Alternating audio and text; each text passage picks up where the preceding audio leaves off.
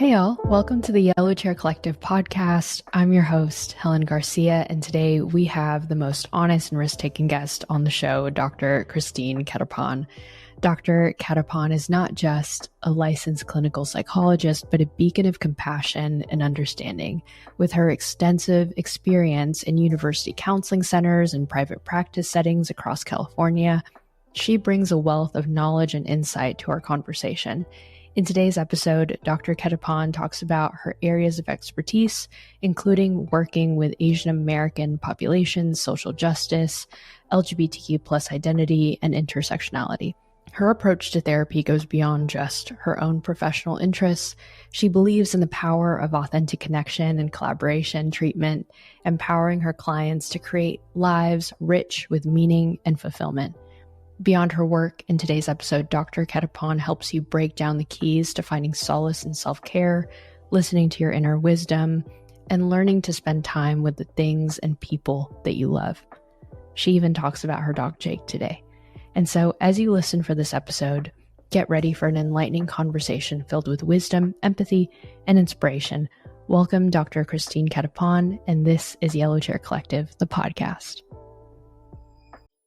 As therapists, we're very compassionate human beings with a ton of just sensitivity to the world around us. And so I'd love for you to speak to the difficulties that come with leadership and that come with responsibility.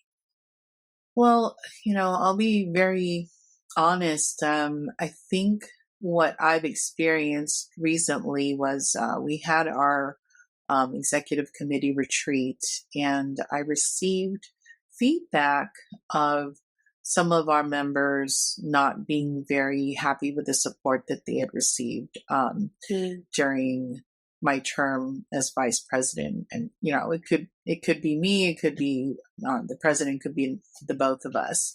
But given that my focus for my term is healing, connection, and community, I felt like I had to really model what healing would mean. And so I reached out to folks, tried to have one-on-one conversations to really understand what was experienced, as well as to offer my perspective of what had happened.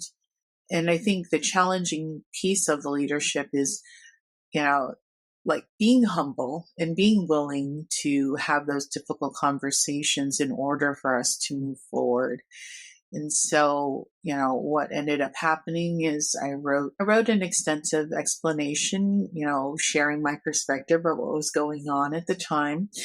And also with the acknowledgement that no one had communicated these concerns to us. And as a clinician, I'm all about communication, right? So just really inviting folks, hey, let's begin the healing process. And I am open to feedback as I modeled and demonstrated. And I think, as of yesterday, Oh my gosh. When we had our recent meeting, we're getting there.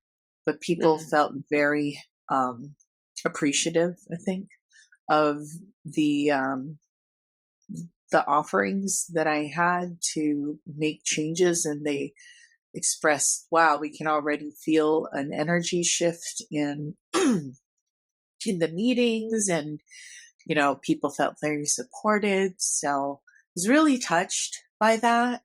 But yeah, it's not what I think I'm learning, because I've been a leader for some time. I was in leadership for the Division on Filipinx Americans, which is a division for AAPA, for like 6 years. So as mentorship coordinator, coordinator, as well as co-chair for 4 years. And then I went straight into vice president. So there wasn't a whole lot of, leaning in or getting used to things. I think the challenge was, it's a different perspective. Like, I think working with primarily Filipinx folks, we kind of had an easier agreed upon perspective and value system, whereas the EC is made up of our wonderful, diverse folks from all over the organization. And It's important to understand, like, not everybody is going to understand where I'm coming from. I won't understand where they're coming from.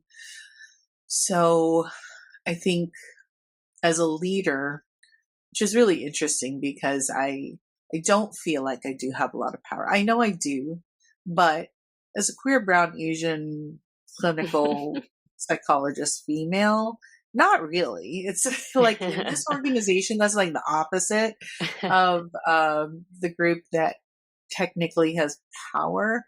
So I was like, I'm just going to take this from a humble approach, a culturally, humble approach. And I think that's what worked because I found that was what connected all of us. And I think moving forward, it's going to be very important to focus on what connects us rather than what divides us. And I think that's particularly important in the wake of, what's happening in the Gaza Strip and the varied responses of what we've had to navigate as an organization. So that's what I got to inherit. And that's fine. It's like there's nothing that prepares us for any aspect of leadership. Right. But what I do appreciate is the fact that we have so many passionate members who, I think passion equals caring a lot. So we did have a town hall yesterday to discuss what's happening in the Middle East and how we as an organization want to move forward with our members. It was such an amazing conversation. It was polite and it was respectful. And I'm really excited about being able to support this organization the best way I know how, but I know I'm human and I'm still learning as I go.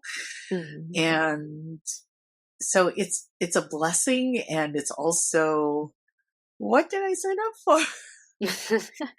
But I have my people. Like I have my go-to people on speed dial, and they've been amazing. And I think that's the only way you can do everything that I signed up to do.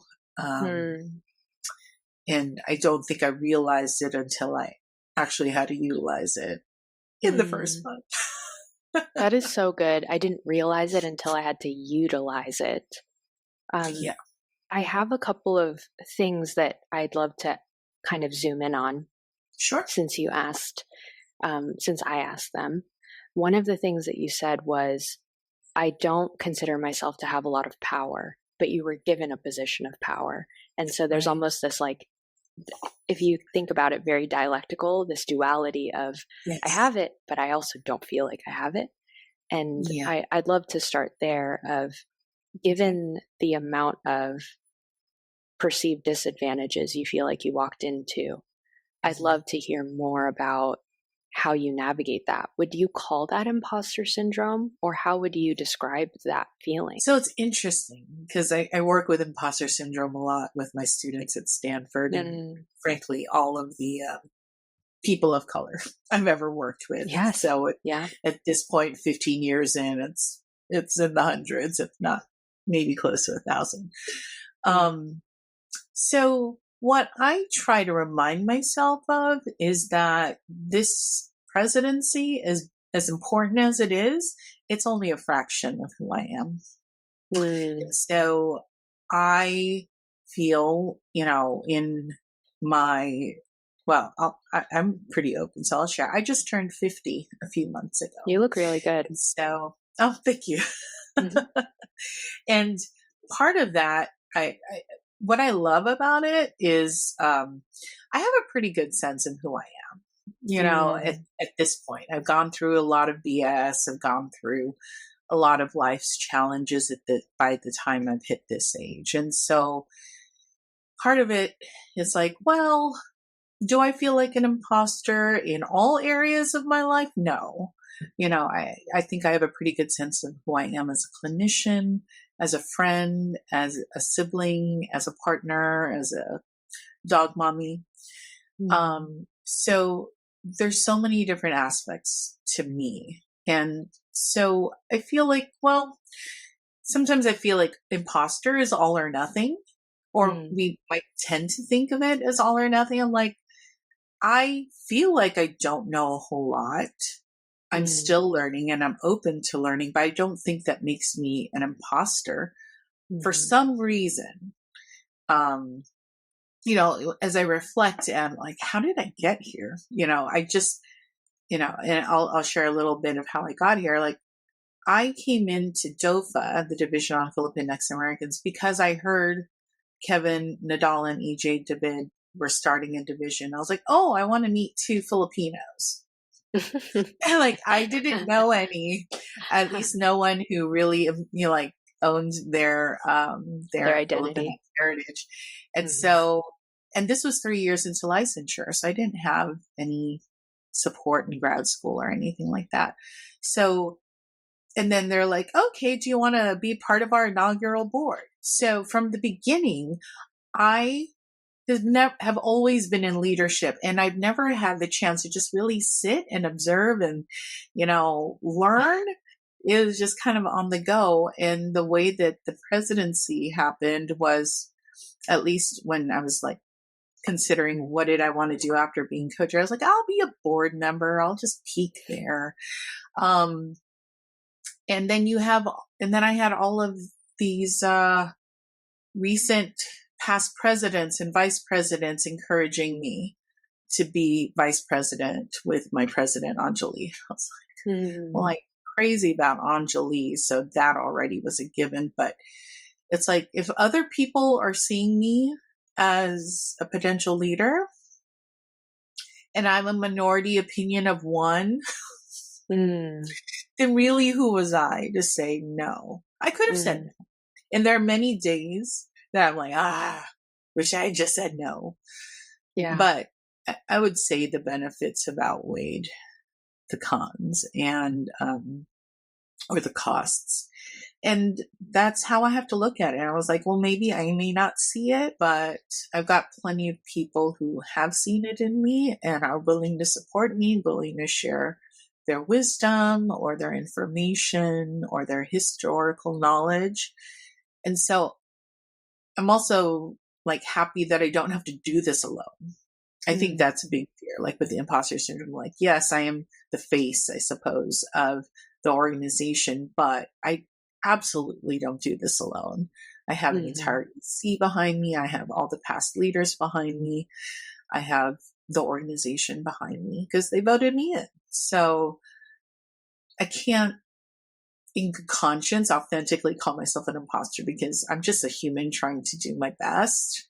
And I don't think I'm faking that. I love that perspective. I have people who see my worth, and so I don't feel like an imposter. Yeah. And it's that minority opinion of one that I often tell my clients too. I'm like, everybody sees how amazing you are, and you have the opinion of one. So, and many times I just have to apply that to myself too. Christine, I think candidly, when I see you, I see someone who's incredibly accomplished. Like, your resume is awesome. UC San Diego, Stanford, Asian American Psychological Association, a lot of names. And I think it gives me a profound level of humility and vulnerability to be able to say, like, oh, it never really does end, this like growth process of wanting to walk in purpose and walk in calling. Because I really do see that. It's the names don't really matter. It's what comes with the title that really does matter. And I'd love to hear about what your process is like outside of just speaking to the people on your speed dial. Are there any other practices you do to practice self-compassion and to be able to walk in that with authenticity? Absolutely. Well, I think I did speak on this last time. Excuse me, I'm trying to mute my inbox. So it's okay. Stop Outlook. Well, as a spiritual person, I think that's probably my biggest go-to. I don't know if I shared this before, but I do sing at a local church. It's actually Mission Santa Clara. And it's I know. It's like, well, I get to sing at one of the missions. And I get that there's a lot of, controversy and everything. Yeah. And yet my Catholic faith and upbringing, it's like, even though it seems contradictory to my identity as a queer woman, or like all of the things that the church has done, what keeps me grounded in my faith is my personal experience of it when my father was dying of cancer. Wow. And also my calling to be a psychologist, which I think I referred to the last time. But, when my father was diagnosed in 2000 of like cancer of the gallbladder, they gave him 3 months, because by the time it's symptomatic, it's stage 4. And because it's so tiny that nobody would be able to catch it until it's severe. And so I moved home, and I went with him to church every day and helped him receive communion and talked to him about God and read him, because he was a very faith-filled man. And he was with us until 2002. So wow. Things like that, make me like, okay, maybe there is something to the faith. Yeah. And then, like, personally, I didn't go to therapy until the year anniversary of his passing, but I didn't know that that was a thing, and that I was like depressed and what is happening. And that's what gave me, the in. I'm like, oh my God, this is a job. You can actually do this. It was like, what? Yeah. And so that put me on the journey, including that epiphany that I had of, did I talk about this last time, of how I decided to be a psychologist? I'll say it briefly. I was in, so I used to be in pharmaceutical research, and I was in Delaware for a company meeting, and I found myself reflecting on my life, and there's a lot of pain, a lot of just, like monetarily successful, but not a whole lot of personal success. And my father had passed away by that time. And I was like, if I could just help one little Filipina girl not have to go through what I've gone through, then all this pain would be worth it. And then the room got high def, and I heard in my heart, that's exactly what I want you to do. And I was like, what the F is happening? And I went to wash my face, and I looked at myself and now I've like, my goals are so small, right? I was like, I'll just mentor. Now I was in leadership in DOFA for 6 years, and now I'm president of AAPA, as well as all of the Filipinx students that I've worked with over the last 15 years. Like, maybe there's something to my faith after all. And I do feel like my dad's a guardian angel who's been like guiding me through all of this. So I think my faith is the biggest part of that, and being able to pray in music, which is, what singing in church is to me, just like doubles down on all of that. But in addition to that, I really value my downtime. And when I do downtime, I go downtime hard. Like, I'm such a, I watch all sorts of TV and cartoons, and nothing reality show based except for cooking competitions. Cause I'm like, I deal with so many emotional things all day long. I don't need to watch other people's. Yeah. And I'm trying to get out in nature more, because I am so parked in front of a screen or in an office. So that's one of my intentions for this year, to just be outdoors more, appreciate nature, and see God in that way as well. Thank you so much for sharing your faith and for sharing your spiritual journey. I think that I rarely ever hear people's spiritual walk, especially in the Catholic faith. My mom grew up Catholic, but I grew up Christian. But I think that the specific in your story is part of the universal, because I have always been interested in faith, and I grew up in the church. But one of the things that really resonated with me was this grieving process. And I have 3 bullets in my mind from your story, Christine.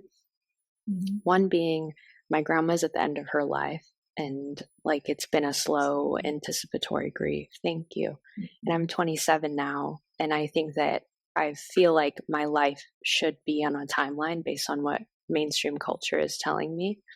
And so the vulnerability in your story of I'm open and willing to surrender to whatever God is calling me to do, or whatever my life path has taken me. And also like the faithfulness that you had of going to church with your dad every day and reading the Bible and singing. And I'd love to hear more about like where you were at that point in your life when you moved back home. Like how old were you? What was what started to culminate inside of you from that season? Mm-hmm. So my father passed away in 2002, which would have made me 28. And oh my so gosh. he was diagnosed when I was 26.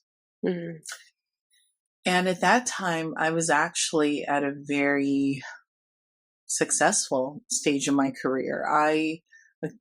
Again, I don't know how this happens, but like straight out of college, I started working for the company that's now GlaxoSmithKline. So I didn't even like work my way up. I just go straight in for some reason.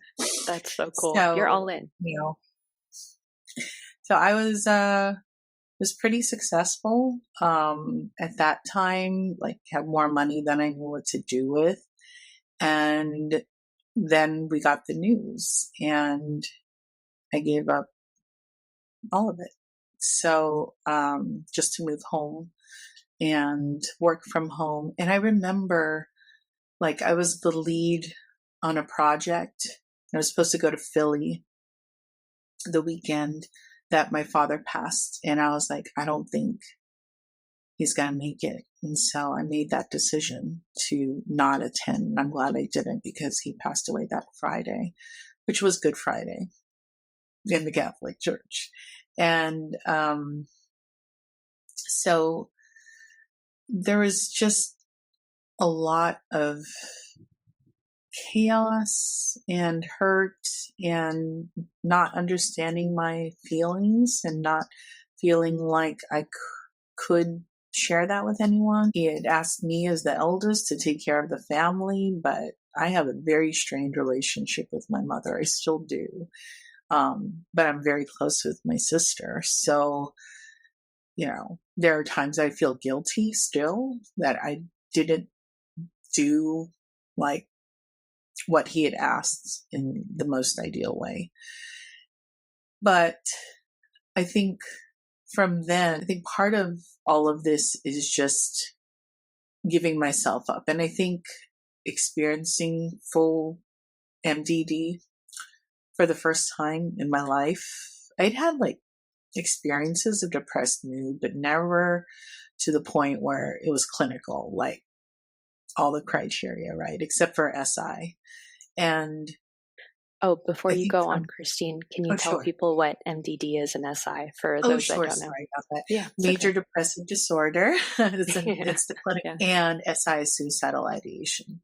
Mm-hmm.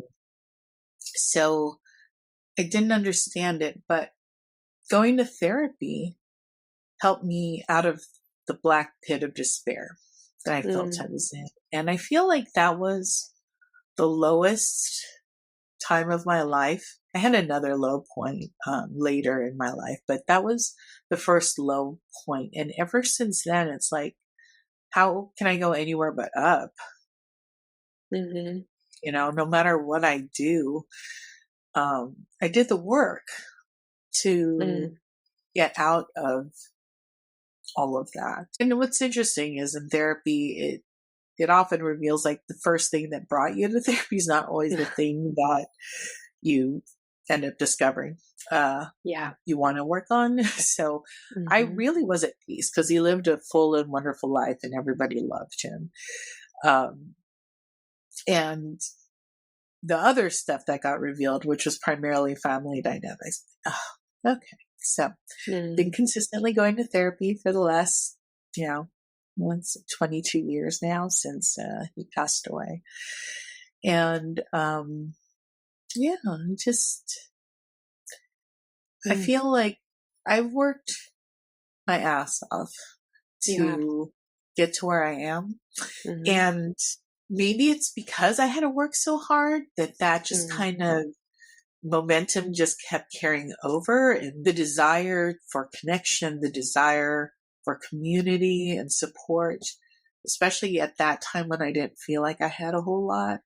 Because I was working from home back then, and I was traveling a lot and not really maintaining my, relationships. And it was a very stressful job where I experienced all the isms, as, a young brown woman in white corporate America. So a lot of, I never really thought about the trajectory, but thank you for highlighting it. I feel like because I had to work so hard to get out of that feeling of being at the bottom, I think that's like the energy that I just keep putting everything into, but not from a place of achievement. Yeah. Not from a place of achievement, just like, I don't ever want to feel like I didn't try my best, because I know what that, felt like before, and I don't want to go back to that. And that is so it's good. carried over into all of this. Yeah. I kind of want to talk about the underlying theme I'm sensing from this discovery that we made. I feel like every time we talk to each other, it turns into a spiritual conversation, which I love personally. But it's almost, I'll say it like this. I read a book once called The Second Mountain by David Brooks, who is a writer. And he talks about how the first mountain we climb is often the mountain of achievement. And then we get into the bottom of the valley because something hits us. In his case, he went through a divorce with his partner of 30 years. And in your case, it was being 26 and your father getting diagnosed with a terminal illness. I see this second mountain in your life being a path of meaning and purpose, and not driven by the financial woes that oftentimes encapsulates the human soul. And so I'd love for you to talk about that, of if someone is listening to this and they're going through a crisis, I guess framing it in a way of, if you could go back and talk to 28-year-old Christine, who was going through this identity crisis, what would you tell her? Maybe the three most important pieces of advice that you know now at 50 that you didn't know then at 28. I think the biggest, or the first one that comes to mind, and something that I often tell my clients, is like, this is not permanent. Like how you're feeling right now, your life, this is not permanent. And you will take from this experience what you want to decide to do. Like, we are the authors of our story, right? And I think at the time, I felt like everything was happening to me or at me. And I want to tell past self that the power to change the narrative is absolutely within you. And we do that. The second thing I would want to say is, gosh, there's just so much. Like, you can say more if you want.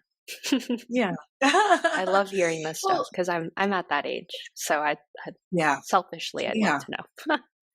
Well, they have this thing called like midlife, quarter life crisis. Yeah. Like in your mid 20s, you're like, I don't know what the heck you're doing. And what I was noticing, at least when I was reflecting back, like, even though, I was, after my father passed, I was like actually in escrow. I was able to save up to buy my own house by the time I turned 28, because I was living at home and I'd made so much money that I was just like saving. And so on paper, I had it all. I had the house, the company car. I was staying at the Ritz-Carlton and the Four Seasons and traveling all over the country on somebody else's dime. But I didn't have relationships, and I felt estranged, and I was depressed.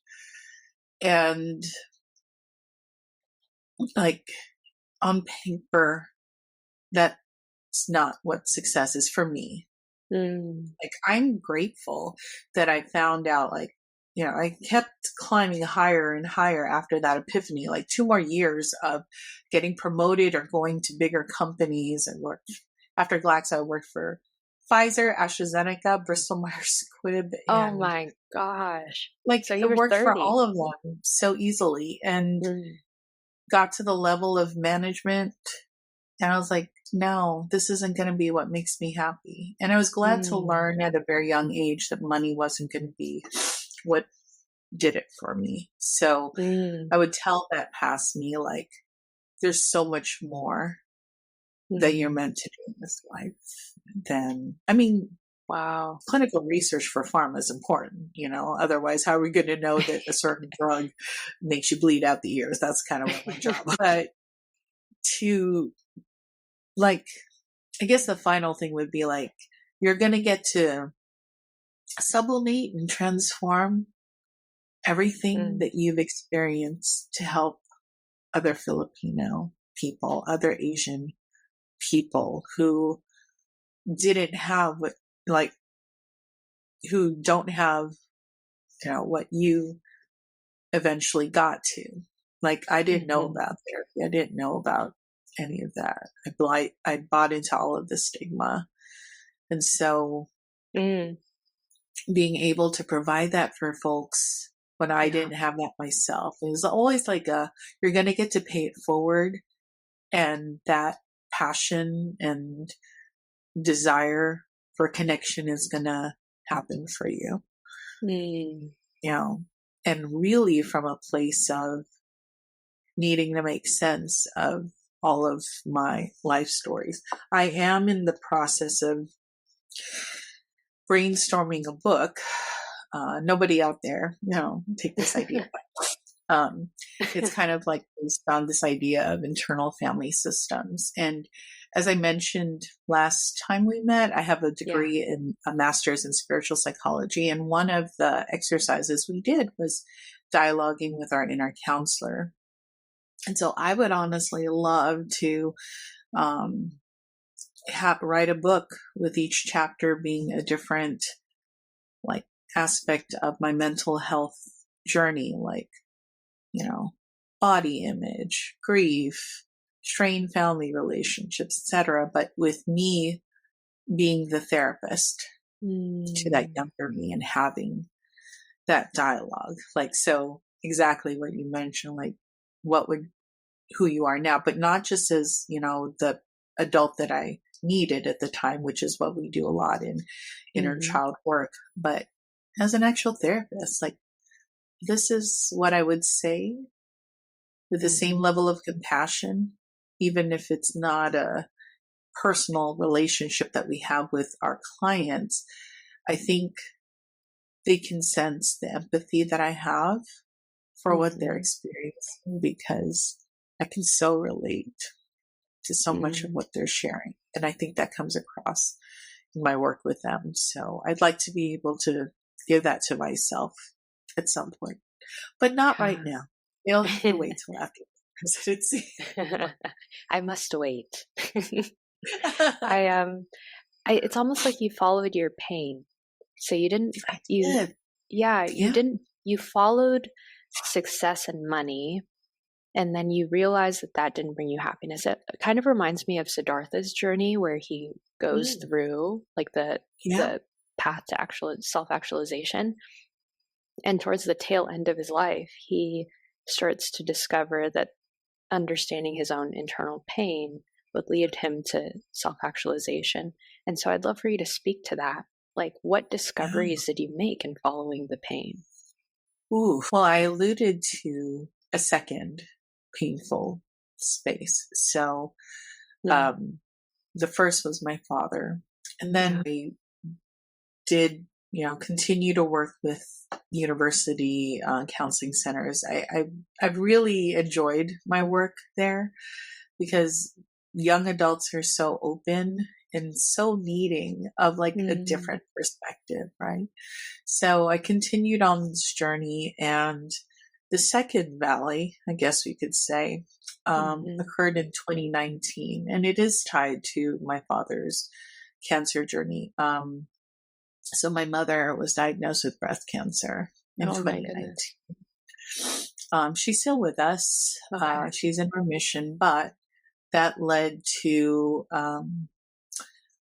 genetic testing.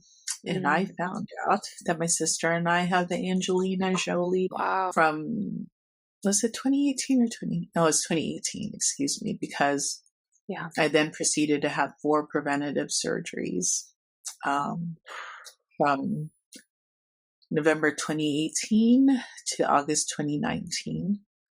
And like, while I don't have children, I didn't like the idea of being told I couldn't have it. So I am someone who has had a double mastectomy and the removal of my ovaries and fallopian tubes. And it was quite a process to, think about the ways that I am a woman, not a woman. I know it seems silly, but it was devastating. And not really even getting a chance to grieve. Like he said, okay, this is what you have, and we're going to start the surgeries a month from now. And in the middle of that, I was laid off from my job 2 weeks after my, stay in the ICU for 11 days following my total mastectomy. So that was, because I knew I still needed one more surgery, and I wasn't happy where I was working. I had experienced a lot of isms there, but I wanted to go out on my terms, not to be laid off. So that was pretty close to the low of the first one. And so there was a lot of prayer, a lot of anger. And I ended up interviewing for UC Irvine. It was Irvine, not San Diego. But thank you for correcting me. But it was my alma mater, and it was a place I had always wanted to work. And 3 weeks after my surgery, I went in for an all-day interview. And it was the best thing I could have done, because there I got to make a difference. I became president of the inaugural, well, because that's what I do, I guess, of the inaugural Filipino Alumni Association at UCI. Then I also ended up founding a FONS chapter at OCIE. And that's crazy. But I felt supported. I think so cool. What I'm grateful for is that I felt supported to rise. And that's what started my journey into the vice presidency. And when the opportunity for Stanford came around, I had to say yes. Like, when I was told by my colleagues, like, hey, we don't have any Southeast Asian therapists, we need you. I was like, sure, let's try it. And then that's what happened. And it's so funny. My clients are like, yeah, I just kept saying yes. Yes. Even though I didn't feel prepared or ready or worthy or, not imposter syndrome. I'm like, are you sure?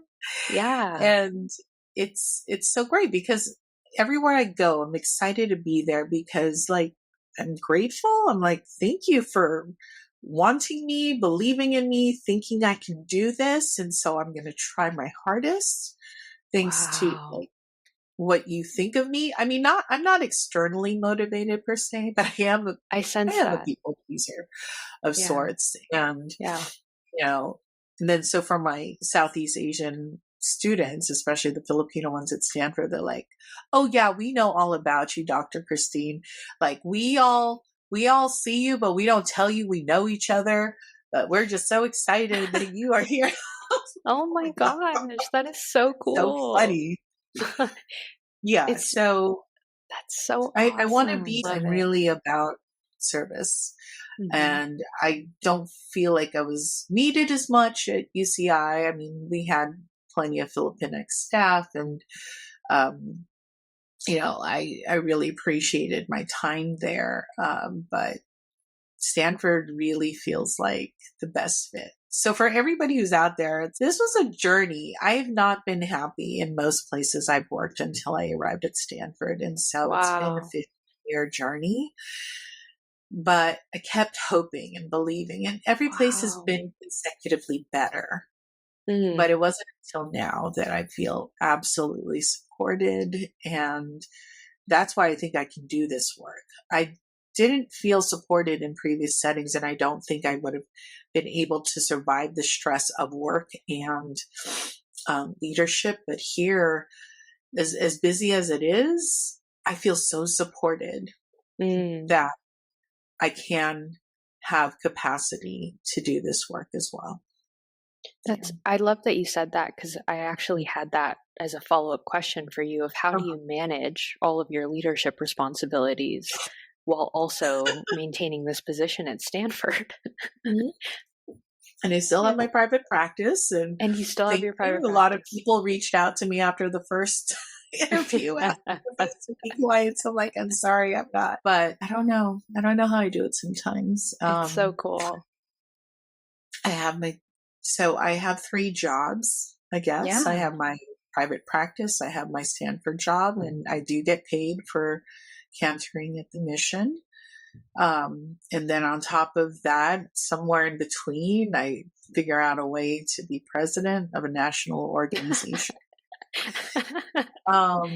So cool. Yeah, I don't know how I do it. I do watch, I do lots of self-indulgence, and self-indulgence in the sense like things that only feel good at the time that I'm doing them, but then don't feel great after I'm done. Probably with a lot of guilt. So a lot of games on my phone and watching TV, all of that kind of stuff. But so you're a human I would like too. to try doing more things. This is one thing that I've been sharing with my clients that they really like. It's called paint by sticker. I don't have artistic bones in my body, but I have a very type A type of personality who wants to line up lines. So the idea behind this is that it's like mosaic. I love that. So, the stickers are, all of these pieces, and they put them together to do this. And listener, Dr. Christine is showing us a book of paint by sticker for those of you who are listening by audio. Yeah. Because when people say I don't have art, I was like, I don't either. And this is what I do, and a lot of people resonated with it. I would like to take more walks. I am focusing on my health now that I'm 50. It's like wake up call, and I'm happy to say that I'm like releasing with grace and ease the weight that no longer serves me. So that's also a nice benefit of trying to focus on my health. Yeah. And but I did find a mahjong group out here in the Bay. I just haven't had time to continue playing. Yeah. But I'm really excited to find some time to play mahjong with them. And same with karaoke. Like, there's all these karaoke events I want to do, but I also need to sleep.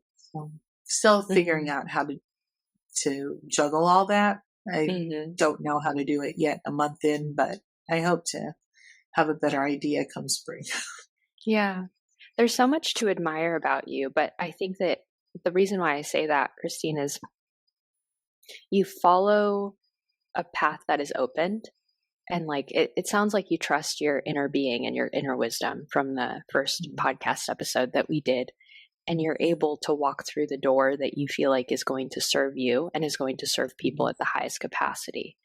Yeah. And so for people that do want to follow a path similar to yours and are at an intersection for themselves, how do you know when something is right for you? What are some of the keys that you look for that inner wisdom? I bring it back to feelings. Always. Because our feelings are authentic. We cannot control how we feel. We can in a sense, but usually it's by managing the thoughts and the responses and the behaviors that led to those feelings. But I love telling my clients, hey, if you're feeling those negative feelings, they're not bad. It just means that something's not working for you. And if you're genuinely feeling those positive feelings, it means, hey, you're on the right path. Keep on going, And because this likes to protect us, but it might also lie to us in, wanting to protect us from pain or hurt or disappointment. And so our thoughts are not the best judge of what is aligned for our highest good. So I'm all about checking this out. And then when you try something out, did it feel good? Did it not feel good? And then just keep pivoting. I always think of Ross from Friends. Pivot. I love that scene. So good. If you don't know Friends, because I'm old, just look up Ross Pivot, and it's about leaving it out. But the other thing too is a question that I often ask my clients. Is this decision that you're faced with, is this going to bring you toward the person you want to become or away from the person you want to become? And I feel like that's how I've managed all my decisions up to this point. Like, is this going to challenge me to be a better person? Is it going to serve more, people who are in need? Is it, so that's how it's always been. I chose to go to Irvine. I chose to go to Stanford because this is where I was needed. I chose to step into the presidency because honestly, nobody else was up for it. Wow. And there I am because I'm like, no, I love this organization. We can't leave it without a leader. And so I step in.